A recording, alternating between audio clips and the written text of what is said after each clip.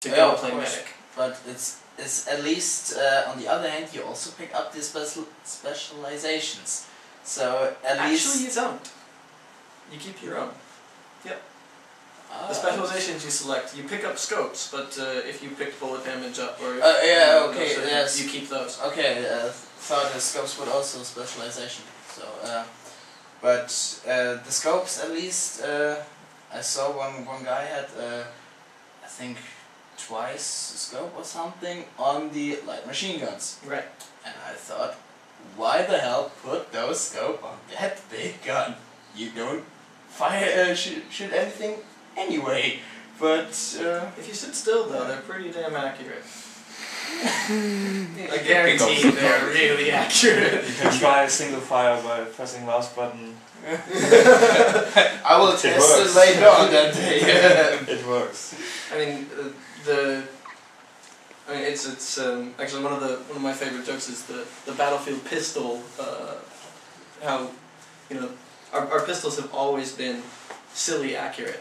You know, this is one of the things that you're I like the 1911. Yeah, I'm big on that because I don't like if you carry a weapon that is useless. Yeah.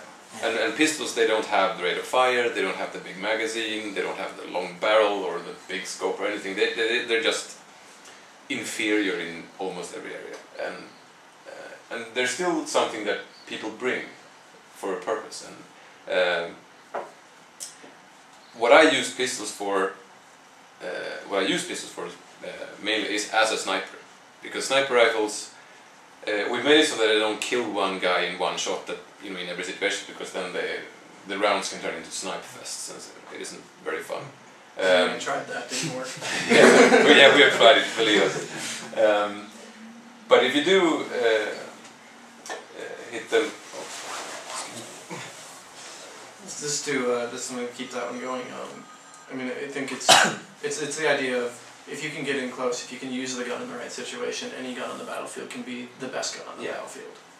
I like the Saiga. Yes. You know, but you wouldn't use the Saiga at 50 meters because you're not going to hit anything. That's why I appreciate my 1911. Yeah. I already shot some scopers from the hill because they were standing there. Yeah, I mean it takes 4 or 5 shots, but you know you can put those rounds on target. I think use the anti-tank from the ground also.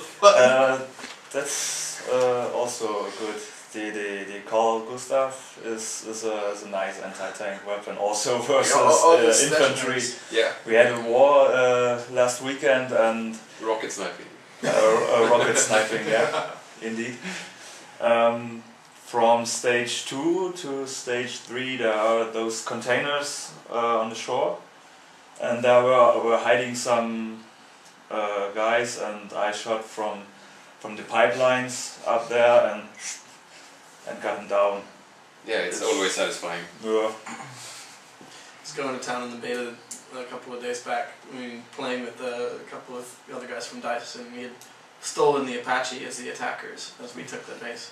We're flying around over the base, and I come into hover to take a shot, and suddenly the Apache just drops, and I go, wait a minute, that sniper just headshot me through the cockpit glass. That happened to me. Also happened to me. We were starting and then strafing to the right, and I was shot by a sniper by strafing right. Also impressive. That's so funny. That was a real good shot. Yeah.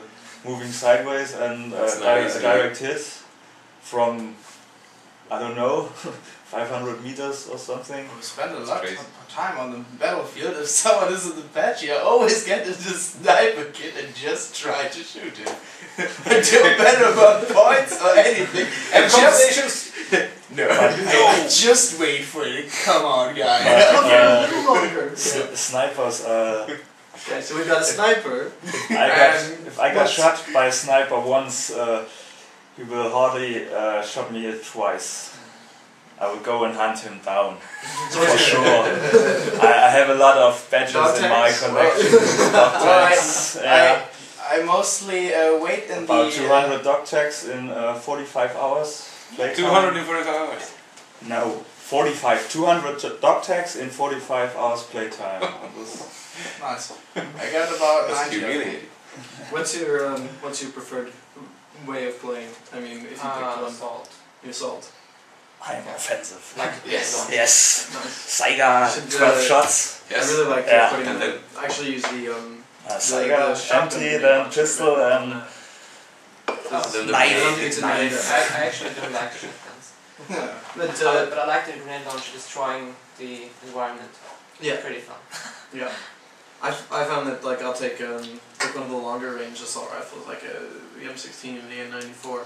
I don't think those are available in the beta, but and then the grenade launcher you can change the rounds out. There's just one grenade launcher. There's the default, the explosive 40mm, and then there's my personal favorite, which is the shotgun round. It's only one shot, and then you have to reload it. But you know, it's like you got that long range one, but you got to go into a house, just switch to that, and you surprise the crap out of somebody coming around the corner, and they're like, "He's holding an assault rifle." No, wait, that's a shotgun, and then they're dead. And it's really That's why I play with shotguns. I always run around and what class? What class do you play? medic or engineer. Depends on attacking or defending. In the first stage as attacker I don't need an engineer. I just need a medic. As defender there are 2 tanks coming, okay, then I play engineer. it's good to be attacker in the last section of Port Valdez, when you can run up the pipeline Pipeline. and then into the house for the B side, right? Or is it A side? B-side, yeah. B-side And just shots. go shot the. Why B is in front of Shotgun A? I house. don't know. At least one thing I just came off. At least you all three don't have anything to do with the level design, don't you? I think Alan has a pretty big, at least gives a lot of feedback to the level designers about. Yeah, because we was on Ultimate Prestige, was the website calling. There are the level layouts, and we fixed out that Rush and Conquest are nearly the same layouts. Just remove the MCOMs and place a flag on exactly the same point. So And that's something we in our community wasn't kind of disappointed, because in Port Valdez, for example, you also have these small roads to get on.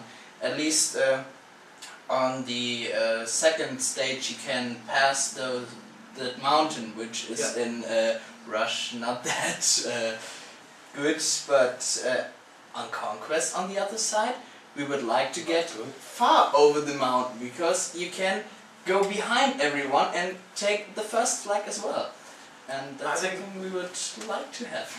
I mean, one of the big things about how we've built the maps is in BC1 we built most of the maps around Rush, and then we said, oh, but we need to do Conquest as well, you know. And so what you ended up with was maps that were built around one game mode that didn't really fit both game modes, and we made the mistake of kind of spreading things out a bit too much. So there was like, okay, you go to this fight, and I think a big part of Battlefield is you've always got this kind of epic fight going on. You know, there's always tracers, there's a tank over there, there's a dude in a helicopter, there's a sniper that's trying to take you out, and holy crap, you just rounded the corner and somebody took your dog tags. You know, it's like, there's always this stuff going on. We want to make sure we get that chaos, that feeling of being on the battlefield. So we focused on making a set of maps for Conquest and a set of maps for Gold Rush. That's not to say that we won't or can't cross over game modes on them. I would say that when you look at the map layouts, and you can look at it, you know, and you go, okay, this just looks like the Gold Rush version. But with Gold Rush, you're always playing 2 bases. Yeah. You know, so you don't have the whole battlefield opening up in front of you. And we worked a lot on building Conquest maps that are specific, that they look like, okay, you've got 3 flags in a row, but there's like a route here, a route here, a route here, a route here. This one goes around it, this one comes up this way, you know, you grab a Jeep and you drive right past that one and into the back one.